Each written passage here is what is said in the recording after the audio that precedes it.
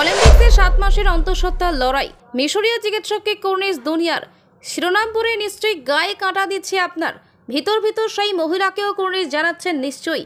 Paris অলিম্পিক্সে এখন আলোচনায় মিশরীয় ফেন্সার নাদা হাফেজ। 26 বছরের মিশরীয় পেশায় চিকিৎসক। আরও ভালো করে বললে তিনি একজন প্যাথোলজিস্ট। এ নিয়ে টানা 3 বার ফেন্সিংয়ে মেয়েদের ব্যক্তিগত সাবরে ইভেন্টে অংশ নিলেন নাদা। প্যারিসের গ্রো পালাইয়ে নিজের প্রথম ম্যাচে আমেরিকার এলিজাবেথ তারকাকোভস্কিকে 15-13 পয়েন্টে হারিয়ে শেষ 16 উঠেছিলেন নাদা। তবে রাউন্ড অফ 16-এ দক্ষিণ কোরিয়ান প্রতিযোগী হা ইয়াং জিওনের কাছে 7-15 পয়েন্টে হেরে যান তিনি। বিদায় বেলায় চোখের জলেই ফেন্সিং স্ট্রিপ ছাড়েন নাদা। তবে করলাতের রোশনা গিয়ে কাটে তার বিদায়ের অন্ধকার। নাদা তার লড়াইয়ের গল্প জানিয়েছেন ইনস্টাগ্রামে। এক লম্বা পোস্ট তিনি লেখেন, 7 মাসের অন্তঃসত্ত্বা অলিম্পিয়ান। পোডিয়ামে আপনারা দুজন খেলোয়াড়কে দেখেছেন। আসলে আমরা 3 জন ছিলাম।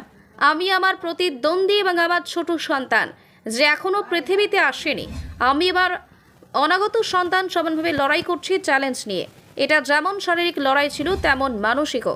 গর্ভাবস্থায় যে রোলার কোস্টার যাত্রা চলে তা এমনিতেই কঠিন। তবে জীবন ও খেলাধুলার ভারসাম্য ঠিক রাখার জন্য এই লড়াই কোনো অংশে কম ছিল না। যদিও এটি আমার কাছে মূল্যবান। আমি ভাগ্যবান যে আমার স্বামী ও পরিবারের পাশে ছিল বলেই এত দূর এগিয়ে আসতে পেরেছি। আমার কাছে এই শেষ 16তে ওঠাও বড়ই গর্বের। আমি 3 বারের অলিম্পিয়ান। তবে এই অলিম্পিক্স একদম আলাদা, কারণ আমার সঙ্গে ছোট্ট অলিম্পিয়ানও ছিল। নাদা বুঝিয়ে দিলেন যে কতটা মনের জোর থাকলে এই লড়াইয়ে অংশ নেওয়া যায়। নাদা সকলের কাছে অনুপ্রেরণা হয়ে গেলেন।